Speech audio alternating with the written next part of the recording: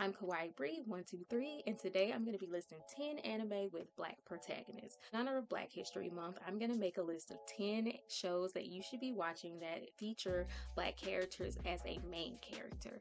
First on the list is Castlevania.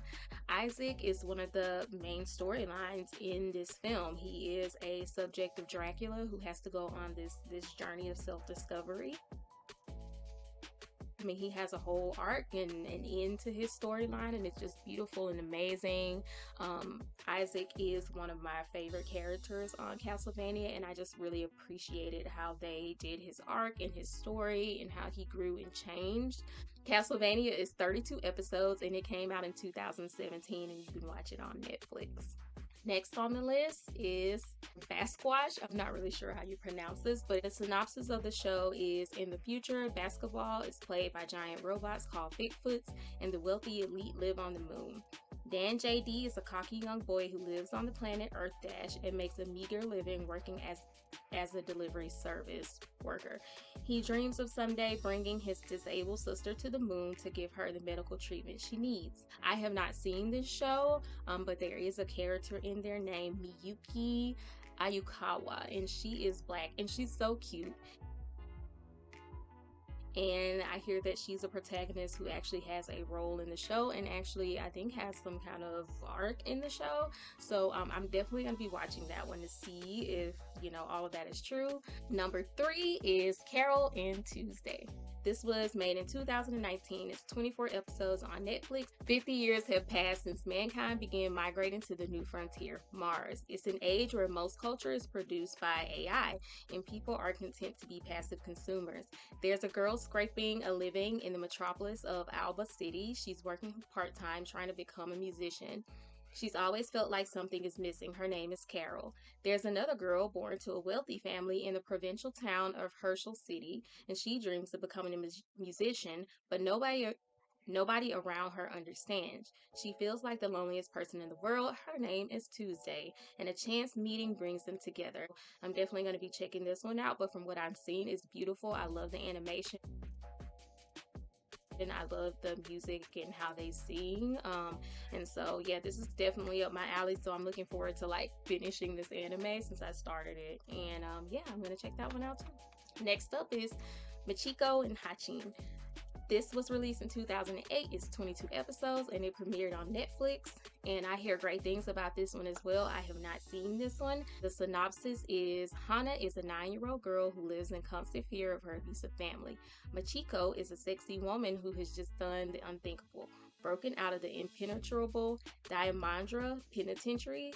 After Hana is whisked away by Machiko, who claims to be her mother, the duo is sets forth on a high-octane ride towards freedom. In the streets of Brazil and aboard Machiko's motorcycle, Hana and Machiko will look for Hana's long-lost father, trying to learn to coexist and get along together and stay one step ahead of the police in Afro-clad Atsuko. From the screenshots I've seen, it looks great. I love Machiko's character design. So I'll definitely be looking at this one and let you know what I think. Number 5 is Neo Yokio. It's 6 episodes and it was on Netflix. The summary of this is joined by his faithful mecha butler, Kaz Kan pursues love, fashion, and supernatural forces amid Neo Yokio's sinister high society. I know that this character was voiced by Jaden Smith. I did watch this one. I remember thinking it was hilarious and funny. It's very short and it's just kind of like an ode to anime. I love his pink locks, this character. So I probably will rewatch this one just because it's only 6 episodes, but I definitely enjoyed it. And I think there's a Christmas one as well. I'm not sure. I remember watching this a while back and I just thought it was hilarious. So I definitely will be watching this again. Number 6 is Afro Samurai. This is an oldie. It came out in 2007. It's 5 episodes, but there is a movie. I believe the episodes are just about the same as the movie. The summary is, in a futuristic world, Wild West inspired Japan, there are only 2 rules. The number 1 rules the world, and only the number 2 can challenge him. These ranks are worn with pride in the manner of headbands. In these harsh times, Afro is a samurai who is on a mission for revenge. An evil gunman killed his father to become the number 1, and it's up to Afro to take him down in a shower of blood and entrails. He has mastered the art of the sword and became number 2, but many others want to hold his title and the number 1 for themselves. With competition and sword fights at every turn, can Afro finally exact his revenge? I love his hair. I love how it's animated. I already kind of have a feeling that this is going to be the top of the list for the most black anime out of this list, because it's just part of the artistry, and I just love it. So number 7, Cannon Busters. So Cannon Busters premiered on Netflix in 2019, and it's 12 episodes. And I remember there was so much hype around this show.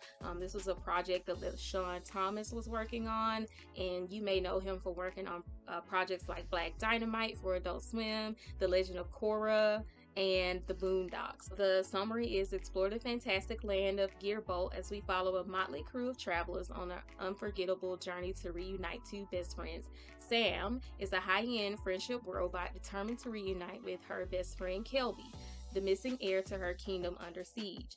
Casey Turnbuckle is an outdated, spunky grease monkey repair robot looking for an upgrade, and Billy the Kid, who is the main character, is a wanted immortal fugitive just looking for a chance to shake them. Along for the ride is the greatest swordsman ever known, and an oversized Cadillac Eldorado that transforms into a sentient giant robot. I mostly enjoyed it. There were some parts in the anime that it was kind of like the same plots that you may see over. It didn't feel super original, I must say, but it's the LaShawn Thomas project, and for that, I'm gonna support it. I don't care. You should watch it. Definitely support him because he's doing so much for getting like black faces and black creatives in the anime space. So yeah, he's just gonna be on there. I don't really care. Next on the list, number 8 is Yasuke. Yasuke is another LaShawn Thomas project, and it's 6 episodes, and it premiered on Netflix in 2021. This show is loosely based on the actual story of Yasuke. I think it should say that because I think a lot of us thought it was going to be more like kind of along factual lines, but there is a lot of fantasy in this show. The synopsis for the show is: in a war-torn feudal Japan filled with mechs and magic, the greatest Ronin ever known, Yasuke, struggles to maintain a peaceful existence after a past life of violence. But when a local village becomes the center of social upheaval between warring daimyo, Yasuke must take up his sword and transport a mysterious child who is the target of dark forces and bloodthirsty warlords. I did watch this and I ultimately enjoyed it. I think once I got past the fact that this wasn't going to be a historically factual anime, I definitely enjoyed it. It was short and sweet, and yeah, I definitely yeah, it's good. I don't really have much to say about it, but I may watch it again if I can get through the rest of these shows. Number 9 on my list is actually Great Pretender, which is 23 episodes. It's on Netflix. I don't know if it still is, but it was on Netflix. And there's 2 characters on here, and they're not technically the main 2 characters, but I just think that it should be on the list anyway. Jumping from city to city, Great Pretender follows the endeavors of Makoto alongside the cunning Laurent and his colorful associates, which Abigail is a part of that, in the world of international high-stakes fraud. Soon, Makoto realizes that he got more than what he bargained for, as his self-declared skills are continually put to test.